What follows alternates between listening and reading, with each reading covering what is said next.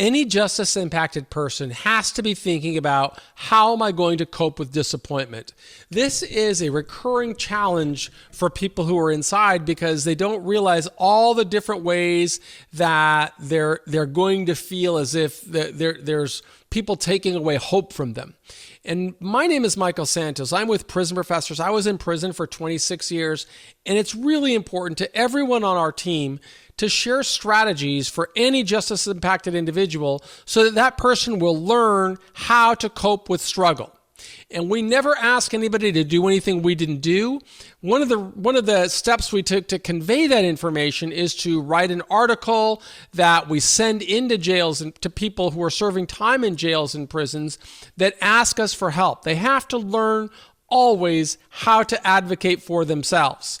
And what I'd like to do now is read that same article. And if I can just, if you're watching this on YouTube, you can see that I'm going to be reading it. If you're listening to it on iTunes, you could visit us at Prison Professors and tune into today's blog, and you'll be able to download it as a PDF if you want to share it with a loved one in prison.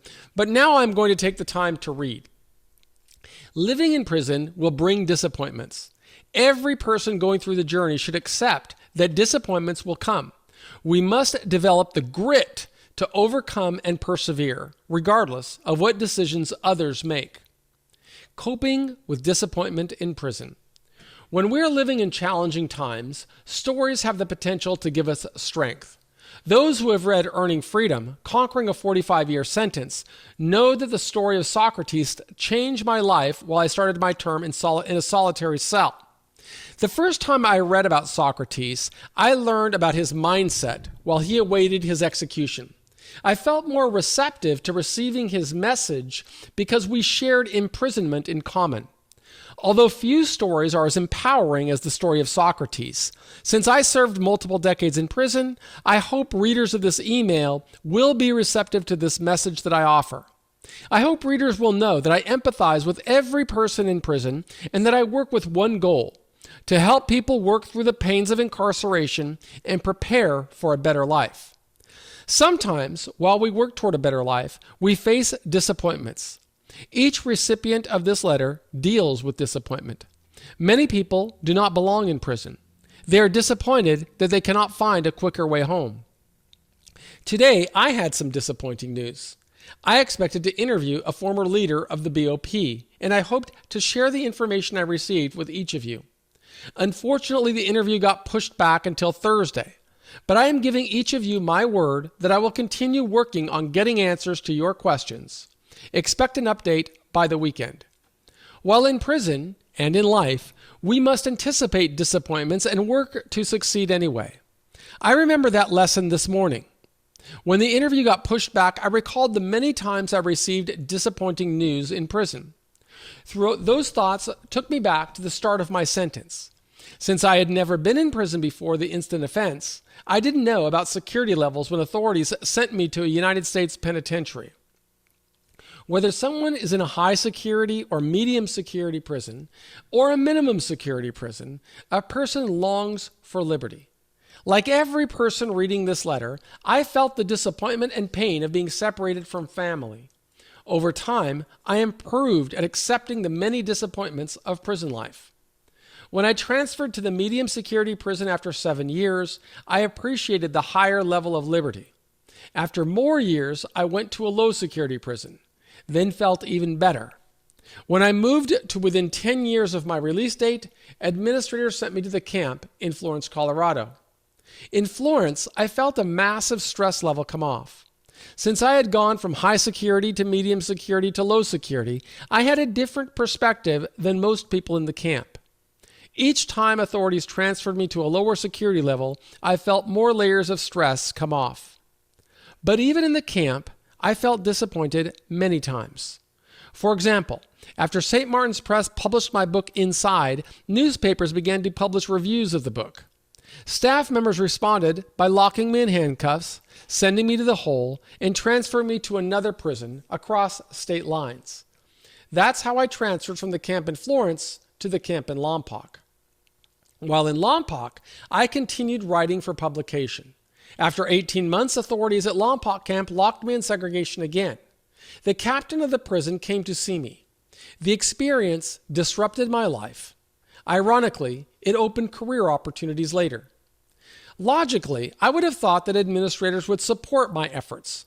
By writing, I stayed away from problems. Simultaneously, I developed skills that would allow me to transition into society successfully. From the view of staff members, however, by writing for publication, I brought unwanted attention to the Bureau of Prisons. They made me pay the price, sending me to the hole or transferring me to prisons in other parts of the country. Over the course of the 9,500 days that I served, I spent time in prisons located in the following states: Florida, Georgia, Oklahoma, Arizona, Washington, Alabama, Pennsylvania, New Jersey, Colorado, and California. Each time authorities transferred me, I felt disappointed. Over time, I learned to build grit.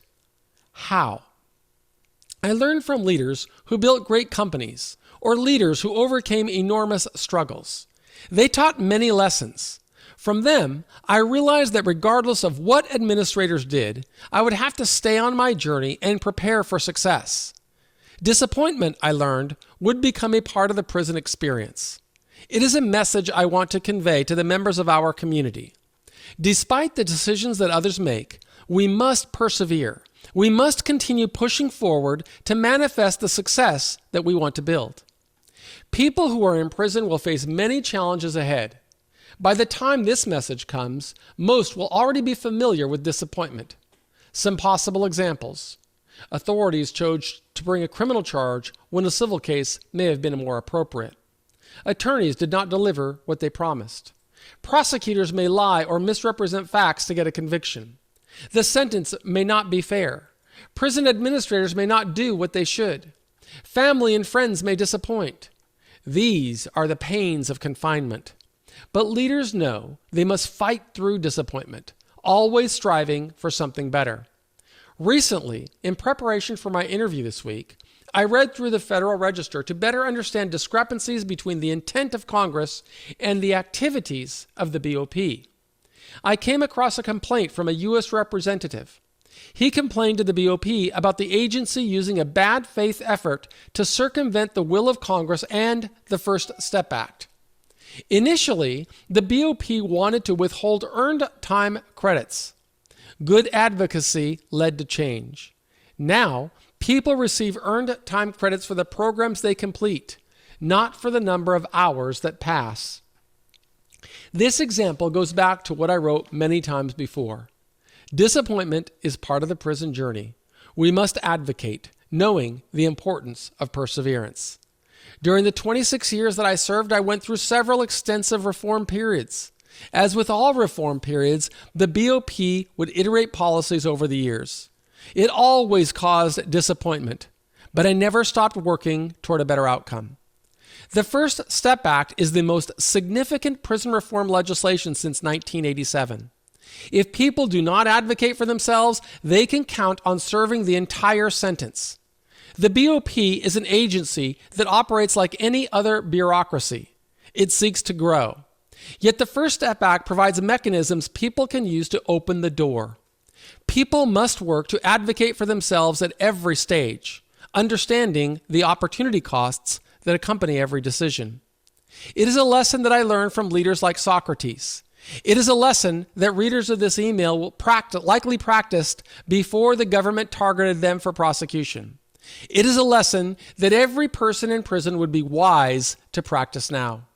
Regardless of what disappointment comes, persevere.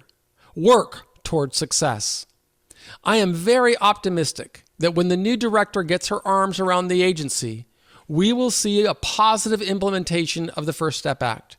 Yet I would also expect people in prison to feel many disappointments along the way. I will do my best to gather the information that members of our community can use, and I will always work hard to prove worthy of your trust. One thing I can tell everybody, I always kept hope during my 9,500 days in prison. The First Step Act didn't exist when I served my sentence, which was one reason why I had to serve many years. People now have a mechanism to work toward a better outcome, but it is work. and there is no guarantee of anything. Administrators may deny requests for administrative remedy. Keep looking forward. Don't give up hope. When disappointment comes, work towards something better, regardless of what the agency does. Earlier in this letter, I wrote about a captain locking me in the hole for writing books when I was in Lompoc. That captain became a warden and then a member of the BOP's executive staff in Washington. After my release, we connected again. He opened opportunities that helped me to build a digital product business that I have since turned into a nonprofit, hoping to make a more significant impact on the world. I am passionate about working toward prison reform and helping people in prison get the best possible outcome. I hope that every recipient of this letter will join this effort and stay focused, always working through the challenges and the disappointments that come, because there will be more. See, I am Michael Santos, and I never ask anybody to do anything that I didn't do. If you are watching this video, that means that you're probably outside watching it on YouTube. And if you are, I do hope that you will subscribe to our channel. If you're listening on iTunes, I hope that you will subscribe on iTunes. But if you are watching this inside of a jail or a prison, it's my hope that you persevere, you anticipate disappointment, and you stay committed to preparing for success. That's what we believe in. That's what we teach at Prison Professors. I believe in you. Our entire team believes in you. And it's my hope that you will keep going. Thanks so much for being a part of our community.